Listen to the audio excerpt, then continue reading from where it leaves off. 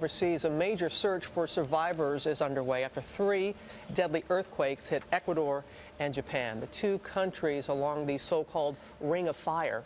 And now questions about whether the U.S. could be hit. Today marks 110 years since the 1906 San Francisco earthquake.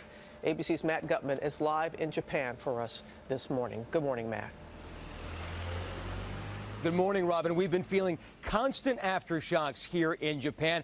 This town has suffered major damage. Many of the houses here destroyed. We're actually in a street, the quake knocking these houses right into it. But on the other side of the Ring of Fire in Ecuador, that quake so much more powerful than what even caused that. This morning, they're clawing through the rubble in Ecuador, scrambling to save the living. That 7.8 magnitude quake striking Ecuador's coast this weekend, darkening its largest city, buckling overpasses, with at least 270 dead, thousands injured, and many others missing. Rescuers and canine units stretched to the limit. One team pulling a little girl from the rubble of a hotel. She's bloodied, but alive. On the other side of the Ring of Fire in Japan, twin quakes rattling the country over the weekend. Rescuers scouring the mud in last-ditch hopes of finding the 10 people still missing here. The U.S. Marines flying in to assist in relief efforts. Landslides marooning the hardest-hit areas and hampering rescues. The only way in, by foot. And then we saw it. There were cars on this highway when that earthquake hit.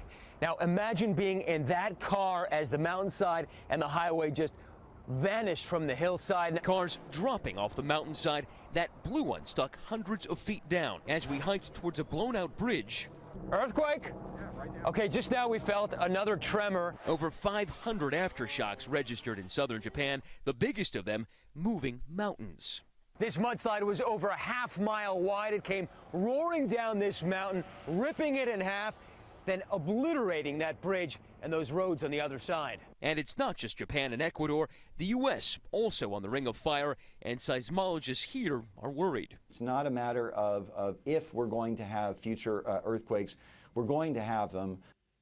Now, you guys might remember that 9-month-old baby girl miraculously saved from the rubble over the weekend. Well, we tracked her down, finding her grandfather, who led us to her at a shelter. She was all chubby cheeks and wiggly energy and miraculously unscathed after 6 hours in the rubble. One bright spot on an otherwise grim news day here. No worse guys, for the George. wearer. Okay, Matt, thanks very much.